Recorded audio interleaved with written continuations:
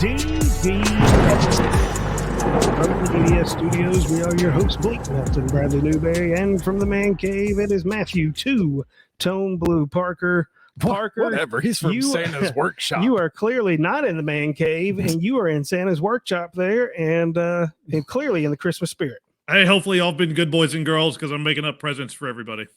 Oh, no. Hey, all right. Hey, well, we got a little treat for you tonight, Newberry. We're going to be talking about our top 5 SEC teams as we judge them. What I like is that we have not discussed this amongst ourselves. The definition of top 5 open. It is completely open for interpretation here. We're going to get into some other stuff as well as our NFL Pick 6 tonight. But while we have your attention, go ahead down below. Like and subscribe for us there. Really helps us out. It's quick, it's free, it's easy for you guys. Give us a rumble and a follow on Rumble. Check us out on all our social media, Facebook, Instagram, TikTok, and Twitter at DDS Sports Talk.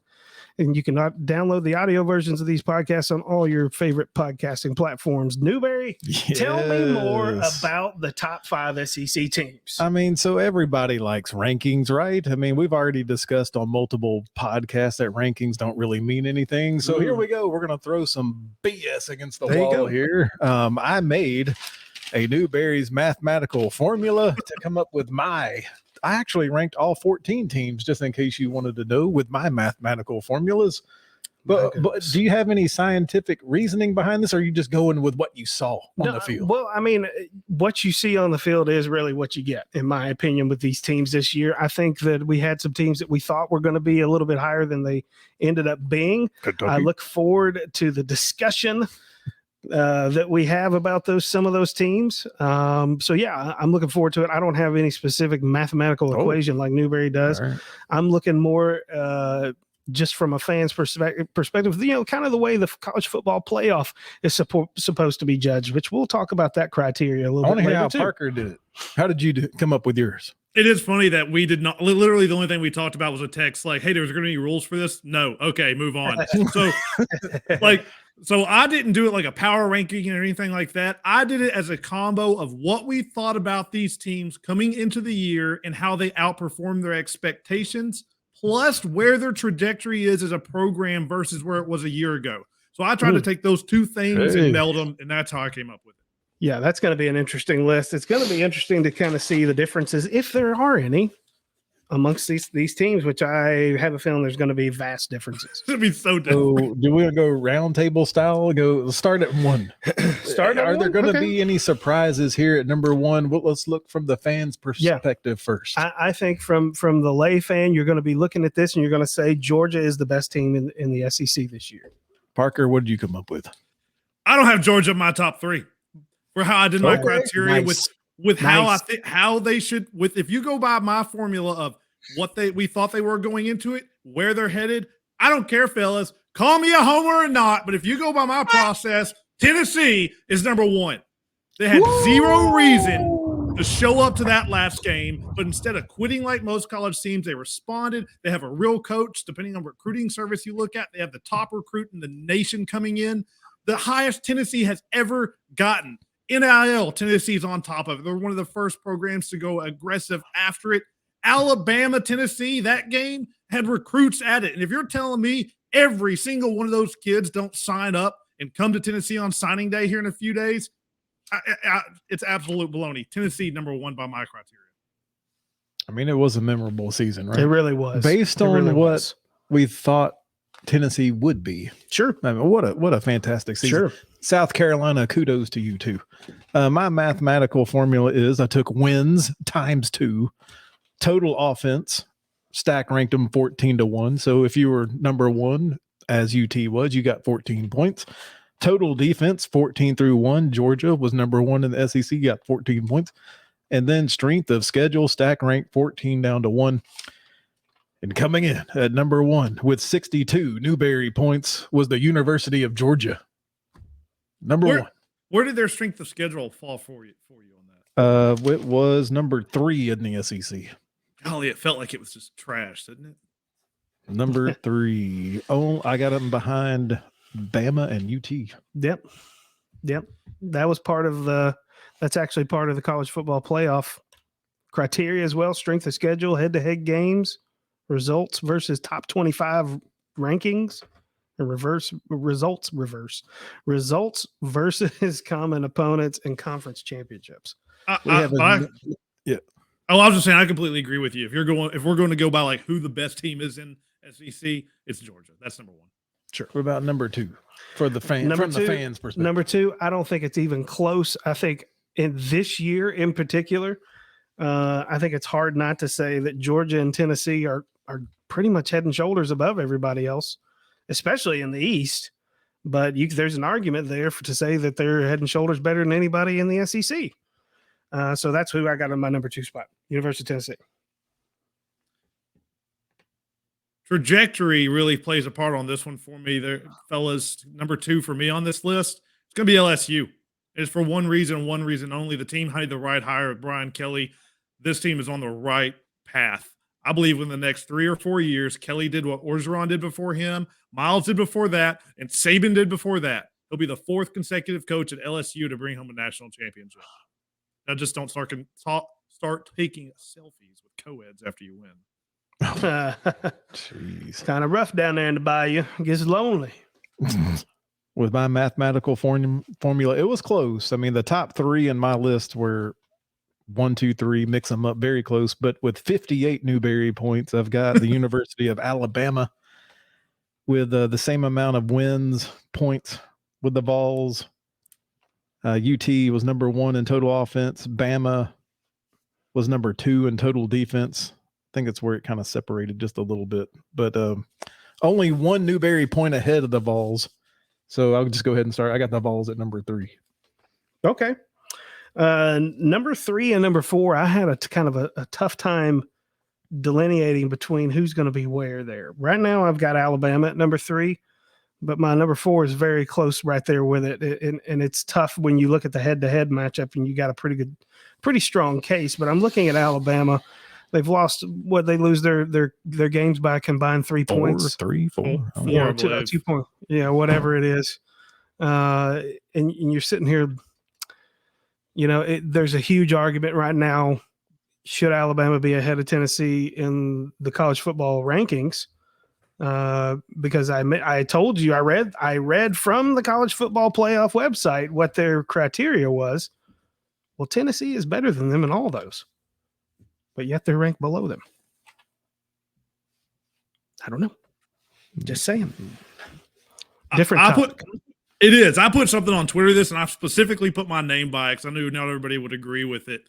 And I even had a big time Alabama fan call me and talk to me about this. And I said, yeah, I actually agree Tennessee should be above Alabama, but I don't really care. You go to South Carolina, one of the worst teams in the SEC historically, and you lose by freaking 30 and give up 63. It's not worth having the conversation. Like, you don't deserve to complain when you lose to South Carolina in South Carolina by that much and just get absolutely boat raced and embarrassed. While I agree Tennessee going by their criteria should be ahead of them, I don't feel like we deserve it. I just don't. Well, yeah, I agree with you. Just by using their logic, it doesn't make sense. I'm not saying that they shouldn't be ranked above us. It just they need to find a criteria and stick to it. I do agree with that. My number 3, I almost had number 2 and almost moved it on the fly, fellas, and you're gonna love it. Probably this might be Bradley's 14th. I'm going with Vandy. They are not number 14. I hope it's I've got another team.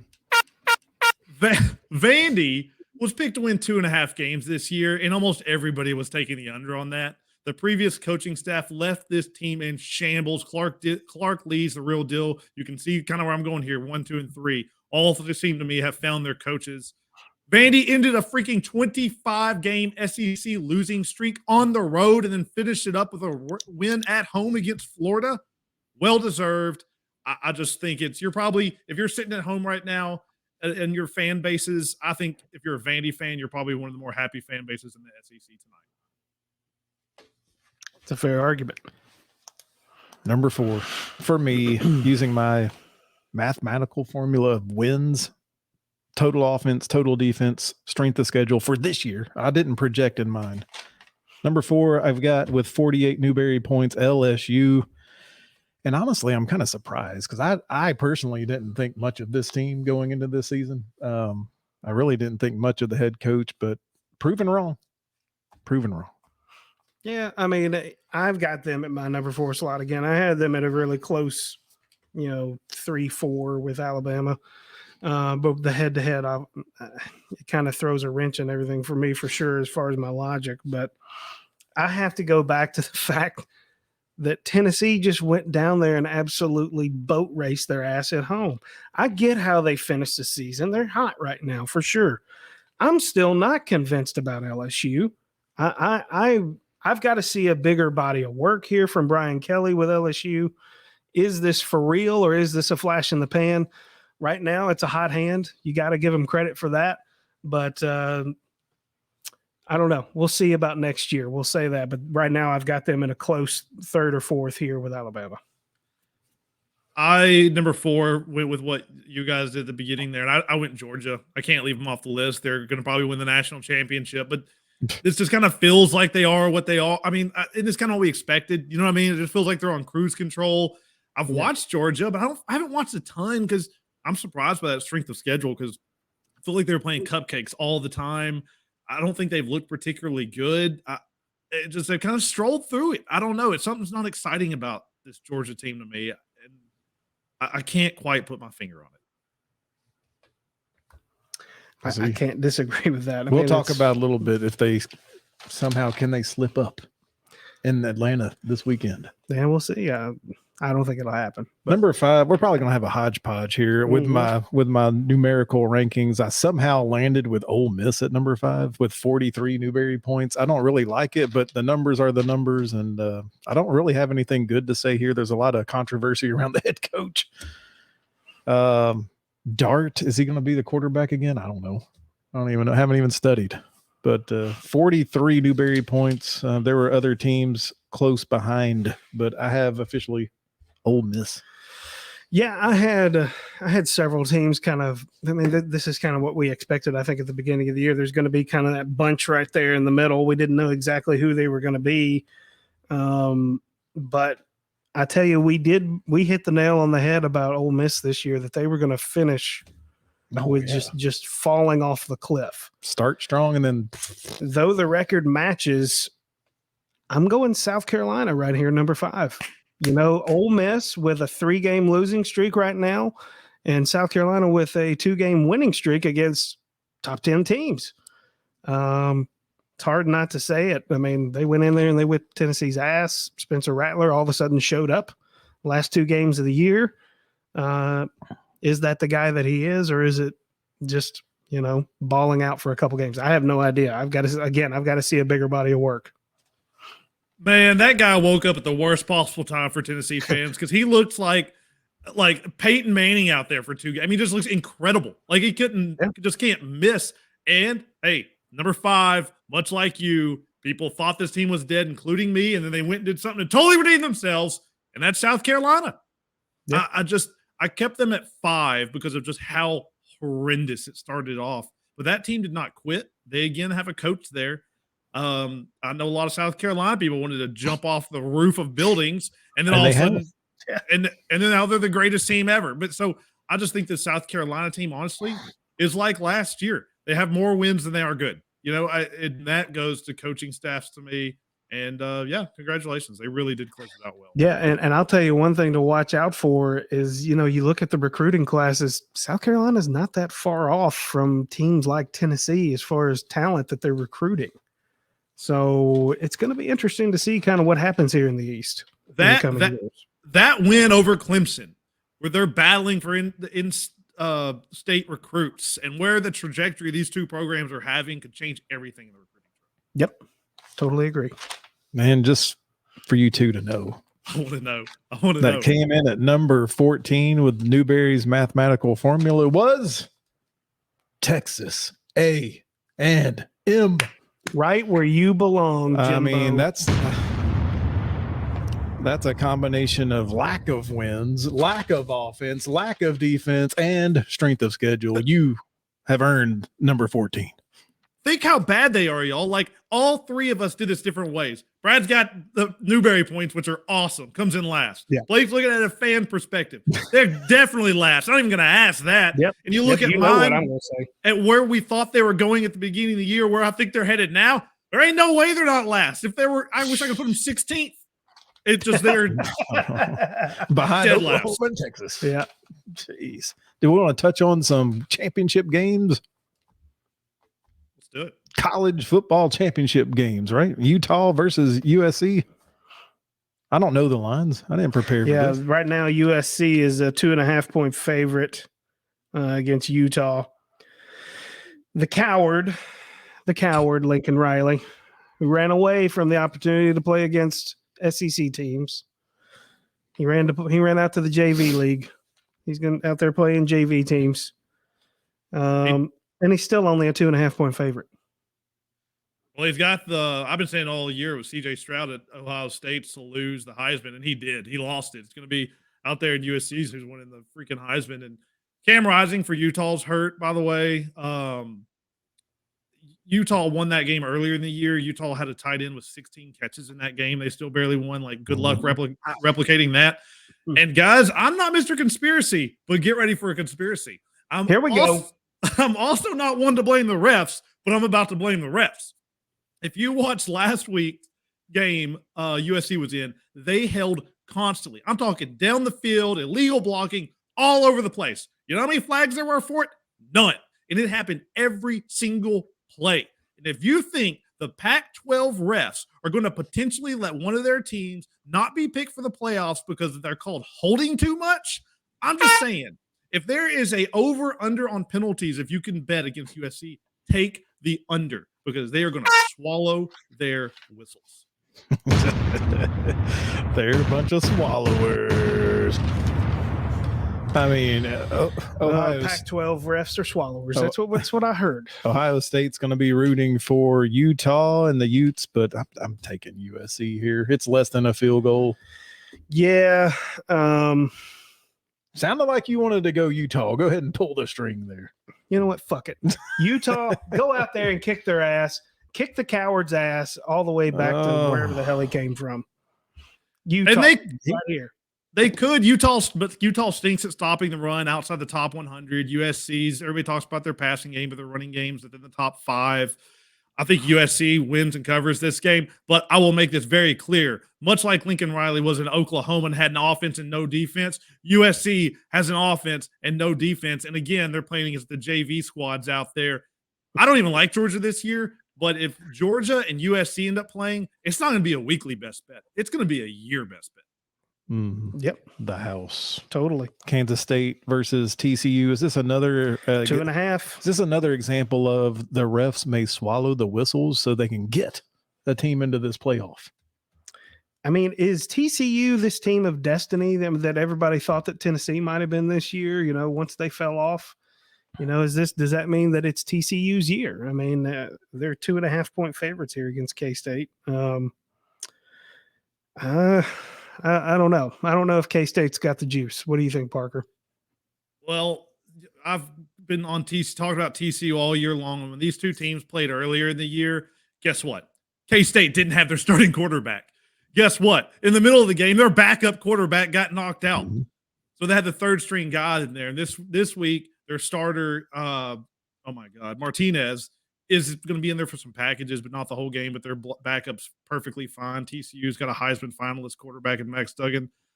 But I'm here to tell you right now, I think Kansas State wins this game straight up, and I still think TCU's in the playoff, and I don't think it matters. Unless TCU gets beat down by like 40 points. If this is a touchdown game, TCU's in, and I don't think it matters if they win or lose. So you're predicting a TCU loss, but it doesn't matter? Yes. Ohio State fans will be pissed. Well, see, I mean, this is the problem with that stupid criteria that they have, because conference championships are part of the equation. Ohio State's not in one. The argument against it is that why am I being penalized because I'm playing an extra game against a team that I may have already beat? Mm-hmm. Yes, screw you, Ohio State fans, if you think that you should be in over TCU, because guess what? They had the right to get to this game. You couldn't even get to it. So if I lost a game that you couldn't even get to, like, what is that? You should not benefit from losing earlier in the year and taking a week off. So TCU, as much as I think they're probably fraudulent, deserves to be in more than Ohio State, even if they lose this game. Yeah, because otherwise you're saying that college football is basically harder to win a championship in than the NFL. Because this would be a time where if I'm a smart coach, I'm probably sitting some folks, but I can't do that in college. It's almost like they should expand the playoffs. It's almost like they should. And, we might even talk about it. Just slow your roll there, Mr. Parker. I just can't help it. I'm taking the bait. I'm going TCU since it's less than a field goal. Whatever. I'm going K-State. Screw them. I'm going all upsets tonight, baby. Okay, here's another upset for you. LSU versus Georgia in Atlanta. Big time spread coming up. LSU. Does this game matter? Georgia's in, right? It doesn't matter. A whole nother. Georgia can take a rest. Another example. They should be able to rest people if they wanted to. I mean, they're not going to. Georgia let Bama win. Because guess what? In the SEC, Parker, what is it about the SEC? Just means more, baby. It just means more. You want to know where the real champions are? You come to the SEC, folks. So there isn't going to be anybody sitting out in this game for sure. 17.5-point favorites is Georgia over LSU at this point.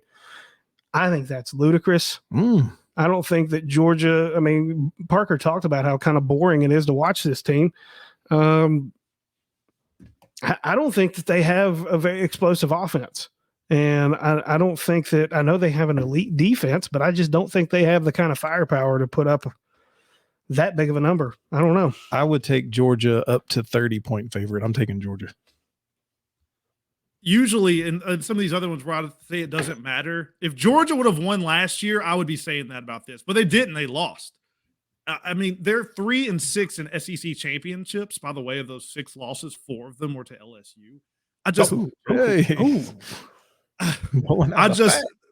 This game just actually, I think, does mean something to them. It doesn't factor them to get into the college football playoffs, but I think they want that SEC championship. Bennett wants to go out like that. And my biggest thing is LSU has been performing well because of their quarterback, Jaden Daniels, and he is in a walking boot right now. So if he can't run and do everything, I don't know. The injury really scares me. There's no real reason for Georgia to beat down this team. They should get up by 2 touchdowns and just run it. But honestly, if Jaden Daniels can't go, Bradley's right. I think Georgia could just not even try to score against them if Jaden Daniels. I didn't know about the Jaden Daniels news there, so that kind of changes my opinion a little bit. I do switch it. I do think Georgia's going to win. Just not by 17. 18. I don't know. Yeah, they're probably going to win. I'm going Georgia. Yeah, we talked him into it. Yeah, I mean, I'm a reasonable guy. Also, but he was in that walking boot. It was 3 days ago, and LSU has allowed 41 sacks. Like, just get ready to. I mean, like, does he finish the game? I don't know. Wow. Clemson versus North Carolina. Can Clemson get back up after taking the knockout punch from South Carolina? I'm just going North Carolina because I want them to do something here. I think they're getting points, right? Yeah, it's right now. Clemson's a 7.5-point favorite. I'll take 7.5 with North Carolina. I absolutely will too, because I will ride this train until this year is over with. DJ. Clemson is fraudulent. That's it. That's all I have to say. So we've known this game's coming for weeks, right? And it's lost a lot of its luster. Drake Mays look human. It's really kind of a tough game to go with because, like, are they going to be motivated? Does Clemson care? They went from national title to this to nothing. And my reason to say yes is because of DJ, and I'm the other quarterback's name is escaping me right now. But yes, thank you. They are going to both be trying out for this team to be the starting quarterback next year. North Carolina has a horrific offensive line. They have the 124th ranked defense out of 131. I think both these quarterbacks are going to be trying. I think Clemson covers this game, but the best prediction about this game is I think this is the last year you see DJ in that orange, and you see him next year in a little different color out in UCLA. Oh boy! Anybody else hear that? Wow. Maybe Oregon, but when these two start giving those type of predictions keep about your name out of our mouth here. Coach firings. Just saying. People on the move, it typically happens. Just saying. Typically happens. What we got? One more. What do we got? Purdue, Michigan. Michigan's a 17-point favorite here. I think this is a no-brainer here. Come on, Purdue's been killing me at my picks all year long. Yep. I'm going Michigan. I mean, there's no doubt here. Michigan's. I mean, give me 38 points. It doesn't matter to me. Where's Iowa? See, I'm the opposite because they won it last year. So now I'm thinking, do they care? But Michigan, by the way, this is insane to me. They haven't won back-to-back conference titles since 1991 and 1992. But however, their running back, Blake Corum's done. Out for the year. He's got to have surgery. He's like the heartbeat of that team. I think they get up. I think they sit on the ball. Unlike Georgia, I don't know that they really care. Give me the points. But Michigan wins this game, without a doubt. Yeah. No what about the new news about the college football format? They're expanding. Tell us more. Yes. Tell us what you know right now, Parker. I know that we are going from 4 teams to 12 teams, as it always should have been. Like, you don't see March Madness. Could you imagine if there was 4 teams that got into March Madness? I'm not saying we need 68, but 12 is the right number. So jump into that. The first 4 will have the bye. You're gonna have a couple automatic bids with conference champions, and then the next 6 highest rated. But those first games will be at whoever's ranked higher. So 5 versus 12 will be at 5, or at somewhere they choose. Like if they have an event going on in their stadium that day, they can't do it. They can pick somewhere else, or 6 versus 11, so on and so forth. And then when you get to the next ones, it'll rotate between the bowls like it does now. Yeah, I mean, so obviously we think this is going to be an improvement. I mean, it fixes some of the issues that we're having, right? I mean, now you'll just be talking about teams 13 through 15. Well, I mean, yeah. Now start poking holes in it. What's the problem going to be? Are people going to now start asking for even more? I don't know. I mean, as long as you have a number, there's always going to be that the last 4 in, the first 4 out.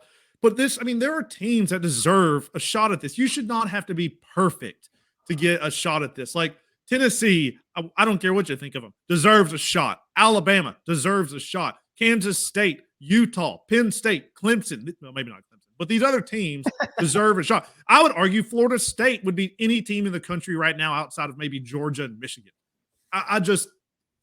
It gets more people in it. It just gives. It's going to make more intrigue. Well, what it is you now have remedied the conversation that, particularly in the SEC, let's just be real about it. The SEC probably has 5 of the top 10 best teams in it.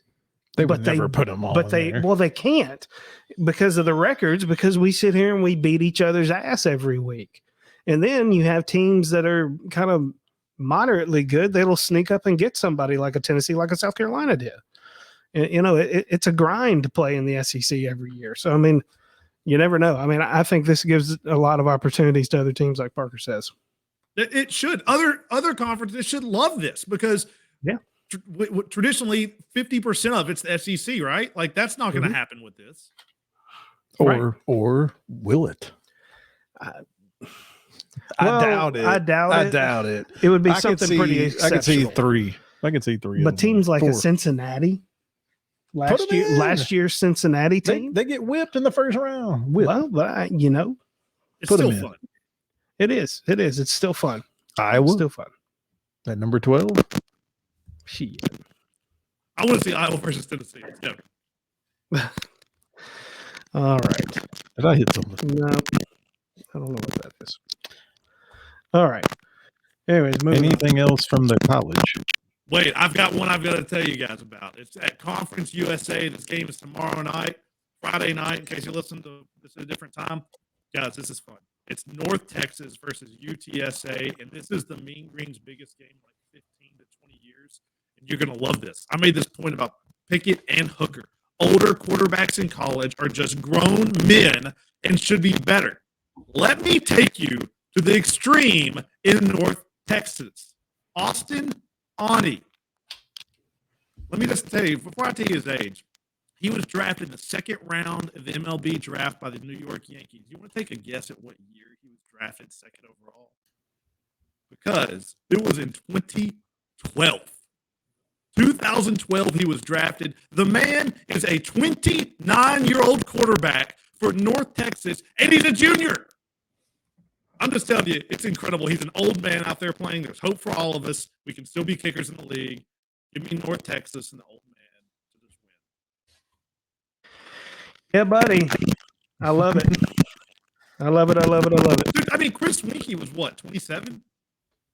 30. He was, I mean, yeah, I want to say maybe he was 28. I want to say he was. I just couldn't believe. I ran across that guy's age and I was just like, it's crazy. How did I not know this? Yeah. All right. So that's college, huh? That was the college, folks. You ready to do some NFL Pick Six? Let's do it.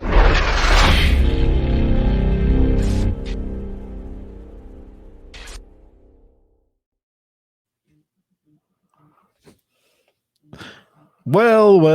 Go full screen to Parker here. We're a little frozen right now. So game number 1, we're looking at the Tennessee Titans making a visit to brotherly love, Philadelphia Eagles. The media wants it to be the A.J. Brown revenge game, but the Titans aren't about revenge, are they, Parker? No, I think AJ wants it to be the AJ Brown revenge game. He talks about how he's got to keep it cool, how the Titans fans hate him, and how it's partially his fault. The only one talking about AJ Brown is AJ Brown. I'm just going to go ahead and tell you right now while y'all are over there trying to get. Oh, you're unfrozen. Oh, we're back. We are back. This is the time to fade the team that everyone thinks is good because they still have a picture in their head of what they looked like 2 months ago. People were thinking, oh, the Titans' pass defense is terrible, right? Through the first 6 weeks, the Titans' secondary was 28th. Since then, it's 17th. That's a massive jump in the NFL when you jump 10 spots. Over the last month, the Eagles' pass efficiency is 26th. I don't care if this is a Titans game or not. You fade Philly here. One-loss teams are overvalued. Teams that keep winning usually get a higher and higher spread because the public sees that one loss by their name and blindly bets them. Over the last 32 games, when it was week 12 or later, one-loss teams have covered those 9 times. Parker bringing the facts. I like it. I mean, I just get – look, everybody knows that all the Titans fans were circling this game on their calendar, right? I mean, everybody wanted to see what was going to happen. I don't think we knew Philly would be this good. Are they? I don't know. We'll see. They've earned it so far, but we'll see what happens the rest of the way. You got to prove it every week for sure in the NFL. And I didn't think they'd be at this point right now. No, I didn't either. None of us predicted that. I didn't either. How much help did they get from other teams? I'd have to go back and look at that. But yeah, this is definitely going to be an emotion-filled game. We'll just say that.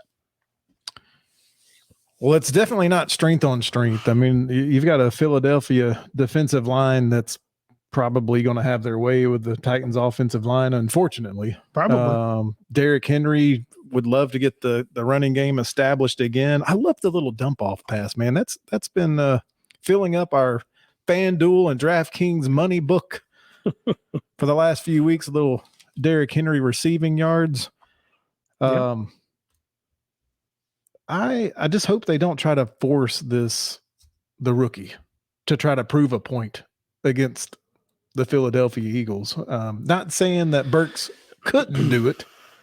I just think that the Titans maybe shouldn't do it, but I still don't like their groupings, man. I don't like seeing Swaim, and I don't like seeing. I don't like a lot of their. I don't like seeing Hooper on the sideline. Hooper's the best concepts. I don't really. There's times that I don't really know what they're trying to get done. I don't know. I believe in Derrick Henry as a runner. I don't believe in this offensive line as much as I have in offensive lines in the past. Even ones that, some people said were not very good, they could at least run block. I'm not so sure that this one can run block that well. And yes, I do like the dump off pass. I like the screens. I like all that stuff. Let the big man rumble, Parker. Yeah, I think he's already got more receptions this year than he ever has in any other year. And you're right.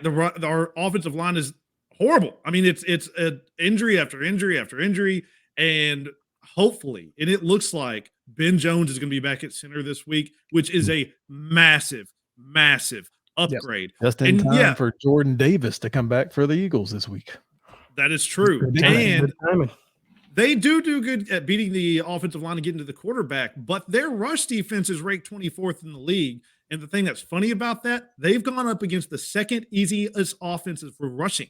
So the Eagles are the 24th worst and have seen the second easiest against rushing attacks. This is how you beat this team. They are a front runner team, and I don't think they can come back. They can come back if down a lot. I've really only seen them down a whole lot one time. That was against Commanders, and guess what? They lost. You just have to survive that opening punch. The Titans lead the league in points during the scripted portion of the game, the first 15 plays or so. I just really think, trying to look at this objectively and not as a crazy Titans fan, that this is one of the worst matchups that the Eagles could draw in the league. I mean, and on top of that, no one's talking about this. The Eagles lost their best offensive player. Goddard is gone. He is the first guy they want to check it to, and the Titans have historically been bad against tight ends. They're 25th this year giving up yards to that position. That is what scared me. AJ doesn't scare me. It was Goddard that scared me. AJ can go off and we win this game. I'm going to start. Go for it. Could be a letdown game here. This is what I wrote. Eagles coming off a big primetime win against Parker's Aaron Rodgers and the Green Bay Packers. Titans had the loss. They have that red booty factor. They want to get some revenge. Philly, 6-15 against the spread before playing the Giants. They played the Giants next week. Vrabel, 21-7 against the spread as an underdog of 3 or more points. The Titans are 1-4 against teams that are 500 or better. Titans lose, but the Titans cover. I'm not gonna lie. I'm just going straight homer on this one right here, boys. This is two-tone blue time right here. This is what it's all about. Going in there, smacking AJ Brown upside the head after the game, telling him that, you know, nice knowing you. Don't miss you. We're going to go in there. I've said it every week so far. The only way that this team really wins is you have to make it ugly. And what better way to make it ugly with an emotional game? It's in their head. AJ Brown's going to get in his own teammates' heads, trying to hype them up, do it for AJ, all this other shit. And they're going to screw something up. It's going to be the Titans not only covering, but winning outright.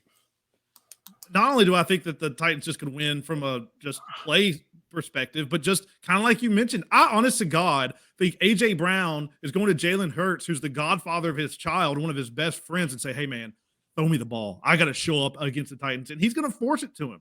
And he's going to have turnovers because the Titans are stingy against the run efficiently. They're the number one defense against the run. I don't think I've had this take for years. It's still true. I don't care how they've lost one game. Jalen Hurts can't pass the ball. And if the run game doesn't work, he is not going to beat them through the air. If they can beat us that way, so be it. Good, ready for regression as well, because the Eagles are plus 13 in turnover margin. That's 5 better than anyone in the league. The ball's got to start bouncing their ways. And guys, I just believe in Vrabel. We win these games that we shouldn't win all the time. I don't know why. Brad, you had my copy paste stat that I have every single time. This just sell the Eagles high. The AFC is better than the NFC. Also, the word out of Titans camp is that Malik Willis is running the scout team as Jalen Hurts to really help give it an advantage, help prepare on that running game. Boy, Rook. I don't need the points. Give me the Titans. They win this game. Boom! Let's go. All of us on the Titans. We do those confidence picks, and I don't often pick the Titans up high. 15. They were my top pick this week. Guess what I did in the confidence picks? Philly. Because I need to make my way back up in those rankings. I don't know that Blake's done his picks yet. I have not. But I'll tell Brandon that I just didn't forward them. Yeah. Brandon, it's 2 hours before kickoff, y'all. Don't worry about it. Yeah, we got plenty of time. Got plenty of time. What? Oh, okay, yeah. Plenty of time. Yeah. Jackson. What about this game? These two teams, Blake. Jacksonville at Detroit. By God, Detroit's a favorite. Detroit Lions are a favorite against Duval and the Jaguars. Detroit has had time to rest up. They haven't played a game in a long time, since 11 a.m. Central and Thanksgiving Day. The Jags coming off the come from behind victory against Baltimore. Something's up. Parker, I hope you have some stats with Baltimore because they blow a lead. This time it wasn't double digits, but it was a 9-point lead. Yeah, I don't know. I mean, I don't know what to think about this game from the get-go. What I think happened last week was, and if I could sit here and tell you this, I don't understand how brilliant NFL coaches. I know they see it. Trevor is good against zone coverage. He just is. Go back and look at the Colts. I've been saying this for 2 freaking years. Every time they play the Colts, they play him in zone coverage, and he eats it alive. Baltimore, guess what they ran last week? Zone coverage. And he's very bad when you get pressure on him and when you have man coverage. I just don't understand why these teams don't see that. Historically, Detroit, as bad as they are on defense, they at least play man coverage and get pressure, which is really my handicap on this game. I just don't understand what Baltimore was doing last week. Jeff Okudah could be still in concussion protocol. Big cornerback for the Lions. I mean, both teams kind of have injuries. This game is not about pick number 1 versus number 2. No. Clearly, Hutchinson is the more polished pass rusher. And, of course, Jacksonville drafted a project, and it's proven to be that way this season. Yeah, but, I look at this game, and I see 2 teams that they just so struggle just to be able to get anything done week after week. They struggle to get out of their own way. They either Lions it up or they Duval it up every single week. And I'm trying to sit here and figure out which one's going to do it worse. Are the Lions going to lay an egg? I mean, they're in Detroit, right? In Detroit. They're going to lay an egg in Detroit. They've done that many times in the past. Yeah. Duval, they got a little bit of a, but look at they got a little momentum, right? Until this year, Parker, what was the stat? Jacksonville hadn't won on the road in the United States in like 4 years. It was something insane. I forgot.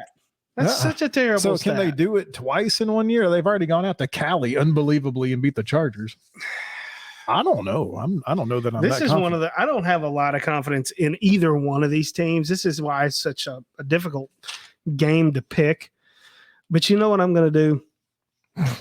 I'm going to give Trevor the benefit of the doubt here. Oh, no. The kiss of death. Oh, no. I'm going to give him the benefit of the doubt. He's going to go out. He's going to have a fantastic game. Fantastic. It's going to be huge. Possibly the greatest game you've ever seen. The Jaguars were 0-175. 0-175 when trailing by 7 or more points with 1 minute to go in the game. That record is now 1-175 with the one and only Trevor Lawrence doing it there. That last play for the 2-point conversion was man coverage, and he put it right on a dime. Well, they shouldn't even have had a chance for it if he, fumbled again like he did at the last drive for the 4th time this year. He did fumble. He absolutely fumbled. Not a lost fumble. Yes, he put the ball on the ground, and his center, the rookie Luke Fortner, saves the day. It's going to be huge. I got more stats. Trevor Lawrence, no picks in the last 3 games. Trevor Lawrence, number 8 overall quarterback in the NFL EPA since week 7. But this defense for Jacksonville is horrible. I'm going Duval. Jaguars win this one. I take the over. I'm not picking anything against the spread, but give me Jacksonville. Give me the over. This is going to be a 5-8 game. No, it's not. It's going to be Jacksonville's going to win. It's going to be 31-28. They're going to have 2 field goals and a safety. No, that's what it's going to be, and they're going to, Detroit's just going to be, a field goal short. It may be a tie, 35-35. No, that would be great. That would be great. Don't bring up the Trevor stats and make me go down this mountain of stats I have sitting in front of me about this. You just don't want this one. But I'll just tell you right now, under pressure, he's 26 under pressure, and he's 30th as far as passing against man coverage as far as distance goes. And we talked about it last week with Kenny Pickett. He sucks outside because he's got tiny hands, but he's good indoor. Jared Goff barely has smaller hands than Kenny Pickett, and he's playing indoors. Give me Detroit to roll and sell the Jags high after that lucky win against the Ravens. Hey, I'll take any win. I don't care. Lucky, ducky, shucky. It's going to be great. Blake likes it. Here's a game that might be great. It's the Romo game on CBS. Romo. We got Kansas City at Cincinnati. The road team is a 3-point favorite or so. Or it may be down. It may be going down to 1.5, 2, 3. I don't know. But a lot of juice on this game coming in on both sides. Kansas City regarded as one of the best teams versus a Cincinnati team that has surprisingly, I think, maybe it's not surprising, but surprisingly won 5 out of their last 6 games. Parker, I guess Kansas City remembers last playoffs. They lost to this same Cincinnati team 34-31. Revenge is on the minds of Andy Reid in Kansas City. Yeah, and that line's at 2 now, by the way. That was one of the largest divisional, I think the largest divisional comeback in NFL history, if not the largest, one of the largest. They were down by 18 in that game. And they made an adjustment at halftime where they showed regular blitz or regular coverage, and they only sent 3 and they dropped 8 back. And it just confused the heck out of Mahomes and company. It just they didn't know what to do. This is an incredibly difficult game. If it's at 2, I know which way I lean. Mahomes is 17-5 as an underdog, as a favorite of 3 or less. And fellas, in November and December, Patrick Mahomes and company have won 26 straight games. Whew. So Parker's going to Kansas City. Did you like what you saw enough out of Cincinnati last week playing the Titans to ride with them here at home? They might be getting Chase back. Man, I'm going to go with him because I have Higgins and Chase. I've got some, but I do have Kelsey too at the same time. You just want scoring. Just take the over. That's what I'm saying, man. I don't have a super strong feeling either way. I think this is going to probably be a pretty entertaining game. You know what? I'm going Joey Football. Come on, Joey Football. Do it for me today, baby. So speaking of fantasy, I'm matched up against this guy this week. Mm-hmm. Parker, should I start his favorite quarterback, Joey Burrow, or do I bench him like I've done it before this year and start Trevor Lawrence against that weak-ass Lions defense? If you do that, it is one of the more insane things I've played Trevor Lawrence ahead of Burrow twice this year already. Yeah, but look at the total of these games. You've got that pulled up, Blake. What is the total on the the Chiefs game? I can't read it. 52.5. All right, what's it on Jackson? Over under. The scroll up. Oh, sorry. So 52.5. Let me get out of this. Here, I can pull this up. Wait, we do click on it. Or just scroll up. I just want to know to the other games. There it is. There went. Where'd it go? Scroll down. Went down like 40, 51 actually. 51. Yeah, it's higher than I would think it thought it would have been. I'm still you, man, that's going to be there's no defense in the Jacksonville Detroit game. I'm telling you, man, just the type of coverages he could face there, even though they have bad players, he could struggle. But I got till noon to decide. I got Burrow in right now. My thing is, though, why I'm really taking KC, I don't think Bengals win back-to-back revenge games. I just don't. I'm going Cincinnati 7-1 against the spread in the last 8 home games. Give me Cincinnati. Boom. Boom. Oh God, listen to this Sunday night game. Why do they not flex this? Poor Peacock.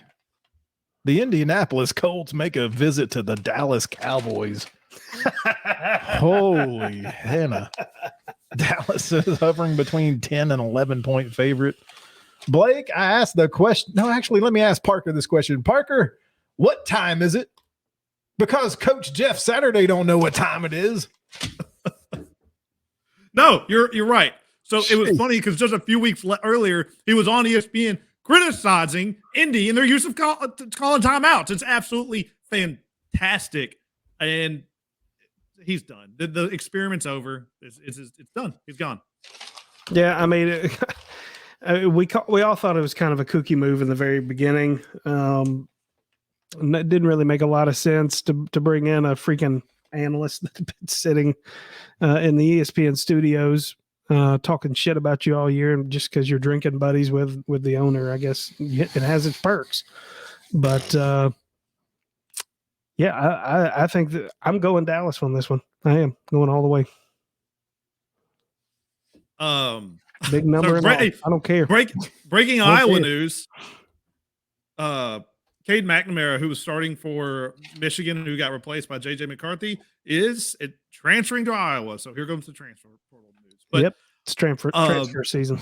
I don't know if y'all watched Matt Ryan last week. He couldn't even hand the ball off to Jonathan Taylor. Dallas has the most sacks, and Indy has given up the most sacks. I'll give you this little jab, Bradley, because is there a bet for 3 Matt Ryan fumbles? Because he's one of only 3 players to have more fumbles than Trevor Lawrence this year.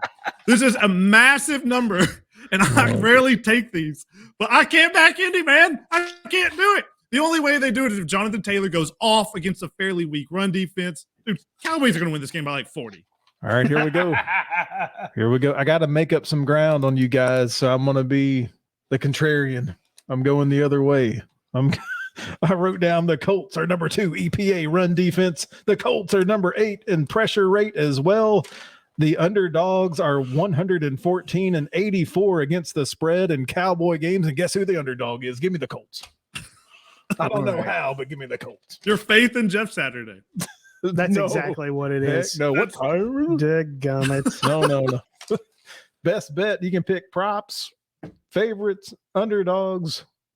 Parker, I'll start with you. We'll let Blake look at I'm doing it live. What do you have? Yeah.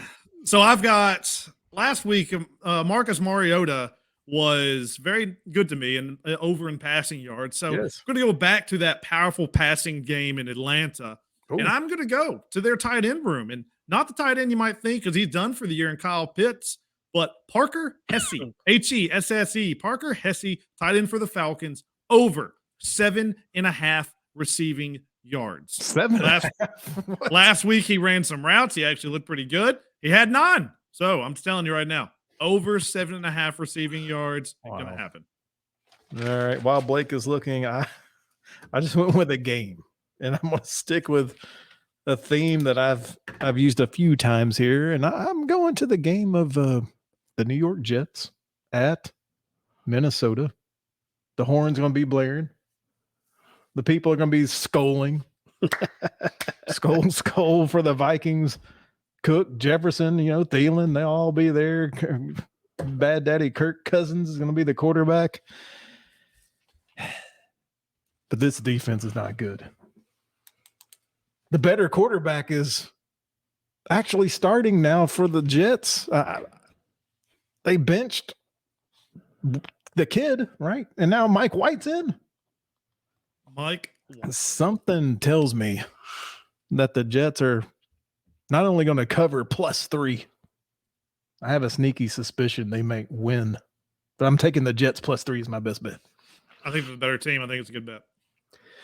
All right, I'm going boring here. I'm going the Miami 49ers game. Right now, the over sitting at 46.5. Oh, going over there, baby. Over. I'm going lots of high-flying offense. What I read about that game, both tackles for Miami are doubtful. Joey Bosa is going to be, or is it Nick? Whatever. One of the Bosa boys are going to be licking their chops. Whatever. Tua may be going out with another concussion. Nah. It's true. I will say, though, in passes under 2.5 seconds, Tua's number 1 in the league as far as a rating. So, and they lost those tackles partially in that game, right? So maybe they had time to scheme something, but it's teacher versus the pupil, right? There with Kyle Shanahan and McDaniel. Little chess match. It'll be fun. Set 46 seems low. Well, that's why I took it. That's what I thought. Yep. Underdog time. We'll let Parker do it. I already know who he's going to pick. Go ahead. Yeah, because I was probably going to pick. This is a given who he's picking. I mean, it could be the Jets, but I don't care if this is stupid or not. I've been waiting like 9 months to preach about this. I forgot. Really excited. This is it. This is the moment. Brissett is back to the bench. A quarterback hasn't been a problem from them. It's their run defense for the most part. With Brissett, this Browns offense is a top 10 offense. And now because of the dumbest trade and contract in the history of sports, they can't play their potentially better quarterback. There, I said it. If Watson is bad, one of the bright spots for this team no longer exists. And you're going to hear this over and over. It's been 700 days since Watson has played a game, but that's not the date I care about. Let's go back to that game 700 days ago. Was it a W? No, it was a loss.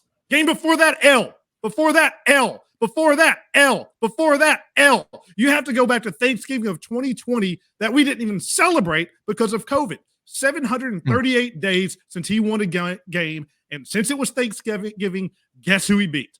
The Detroit Lions under Matt Patricia. Congratulations to Sean Watson. I hope the Browns are stuck with Watson. You think the Broncos are screwed with Wilson? Wilson's contract is nothing compared to Watson's. And forget the rust that he's going to have, as the NFL calls this guy the sexual predator, because he's going to have way more mental issues. Think about what's going on in his head. Victims are going to be there. Y'all remember those chants in the preseason? Yep. Multiply that by 100. That was happening in Duval. Yes. Now think he's going back to the Texans, what it's going to be like. Oof. Unless he is an absolute robot with no soul, which he could be, the Browns should lose this game on his nerves alone. I predict he fumbles 2 snaps because he hasn't been doing anything for 2 years, and Pierce runs wild on this crappy Cleveland defense, and Texans just straight up win. They just win. I don't even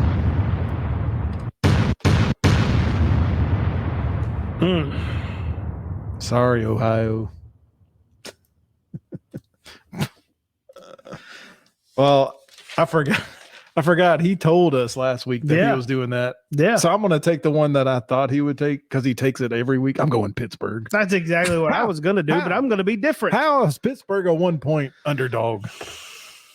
I mean, what is Hesse going to catch a touchdown, Parker? Yeah, he's going to game for Atlanta. 3 touchdowns for 15 yards total. Jeez. Pittsburgh, my upset underdog. I'm going to do something silly here. Going to do something really silly. You shouldn't take this bet, but I'm going to take it. I got a lot of ground to make up on these guys. I'm going with the Bears. The Bears are going to go up. They're going to take out the cheeseheads this week. I don't even know who's playing quarterback. Exactly. For either team. I don't either, but I mean, it could be a complete shit fest for all I know, but that's what I'm going with. But Love didn't look too bad in little mop-up time, did he? No, I thought he looked really good. And Bears, Justin Fields practiced today, but they just signed Tim Boyle.